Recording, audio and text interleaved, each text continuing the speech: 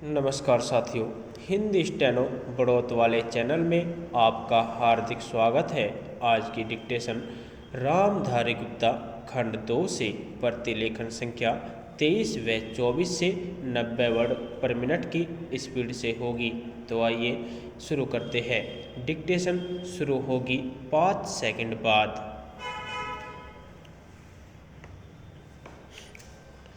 Start.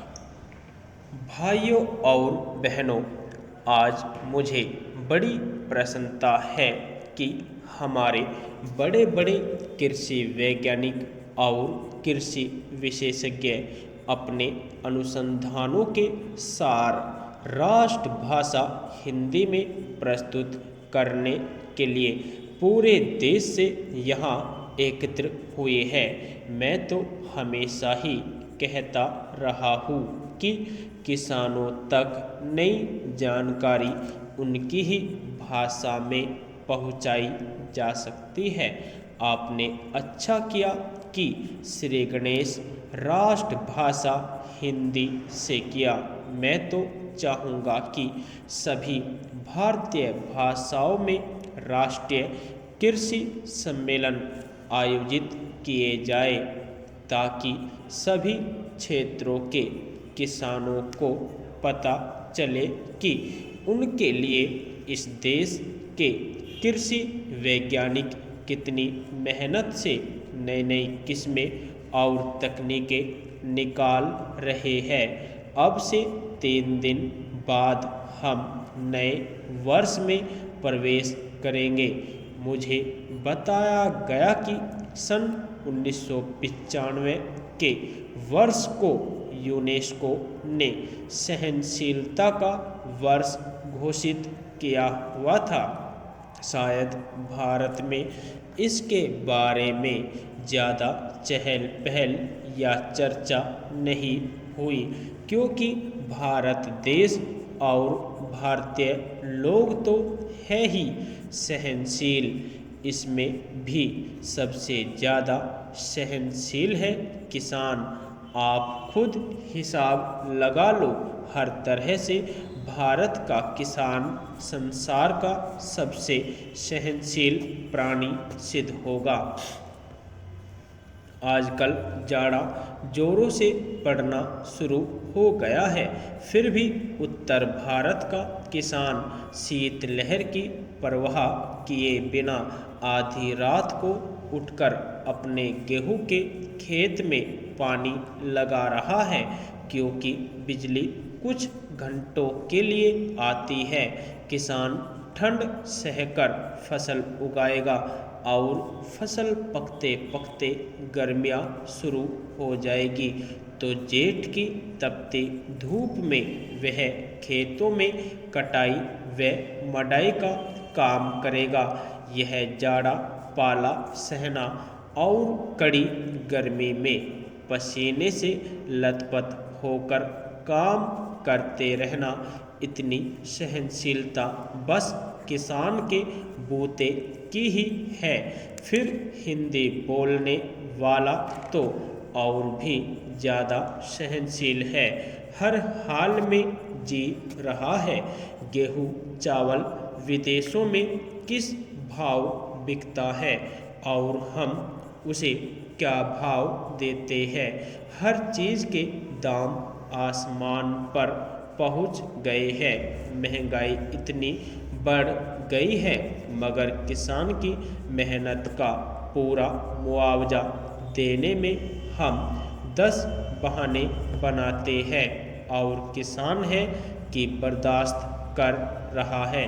बिजली महंगी हो गई, डीजल महंगा हो गया, संकर बीज महंगा मिलता है, रासायनिक खादें महंगी मिलती है, मगर दालों के भाव चढ़ गए तो चिल्लपो शुरू हो जाती है। मेहनत करता है किसान और उसकी मेहनत पर फलते फूलते हैं बिचौलिए, मंडी के दलाल, आलू के चिप्स बनाने वाले व्यापारी, उसकी फसलों का तेल निकालने वाले व्यवसायी। ये सभी बातें सहते हैं हमारे किसान भाई। सो किसान से बड़ा सहनशील और कोई नहीं। कोई आता है तो खराब किस्म का बीज बेच जाता है, तो दूसरा जिप्सम के नाम पर मिट्टी बेच जाता है। कई एक नकली कीटनाशक दवाएं बिक रही है, छिड़को तो कोई असर ही नहीं होता। किसान बेचारा सब कुछ सह रहा है। मैं समझता हूँ कि यहाँ जो कृषि वैज्ञानिक हिंदी में अपने शोध पत्र प्रस्तुत कर रहे हैं वे भी बड़े सहनशील होंगे।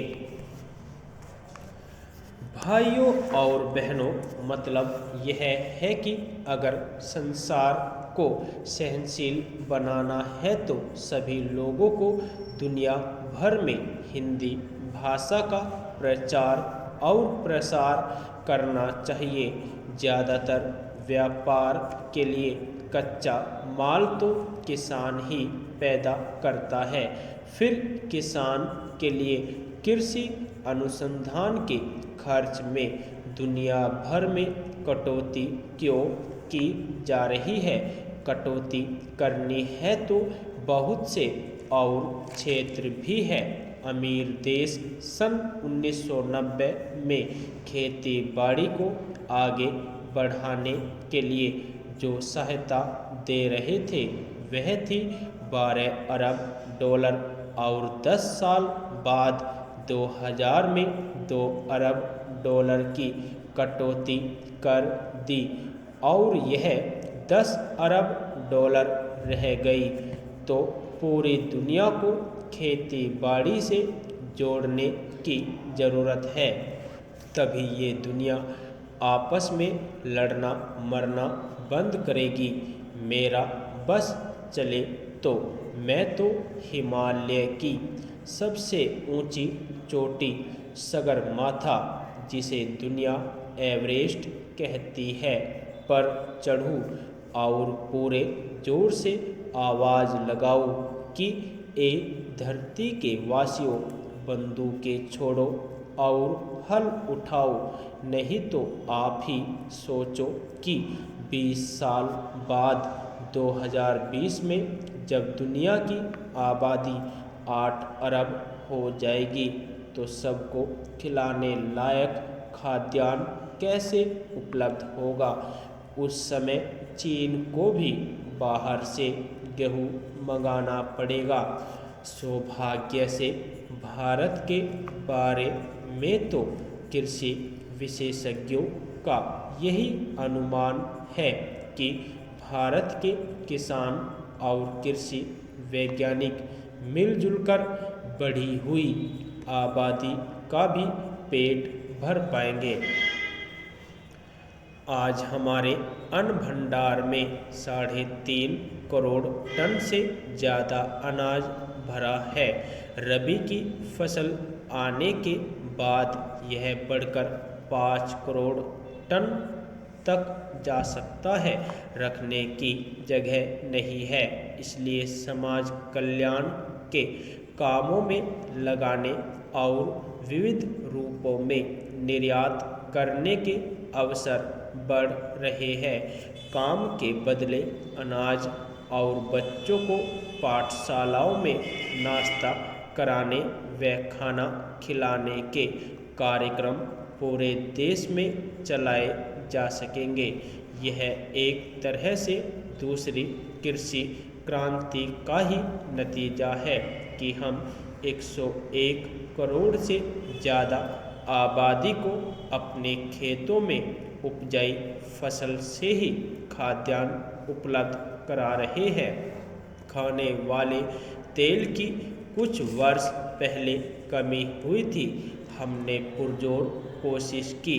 पिछले कुछ वर्षों में आयात तो घटकर प्रतिवर्ष 300 करोड़ रुपये का हो गया, वहीं तिलहनी फसलों और उनसे उत्पन्न पदार्थों का निर्यात 8 गुना बढ़कर 25,000 करोड़ रुपये से भी ऊपर हो गया।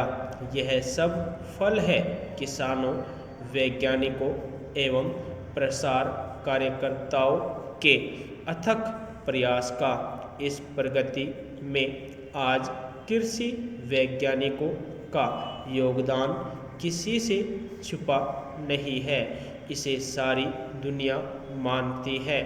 जहाँ भी भूख है वहाँ लोग भारत की मिसाल देते हैं कि देखो इस महान देश ने भूख की चुनौती का किस तरह डटकर सामना किया।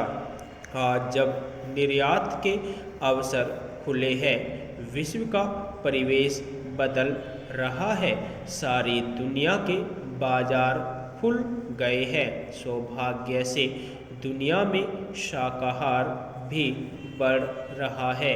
इस समय हमारे विविध व्यंजनों को विश्व बाजार में प्रचलित करने के बड़े मौके हैं।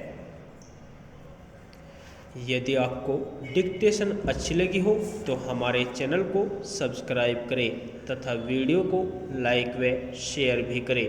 धन्यवाद।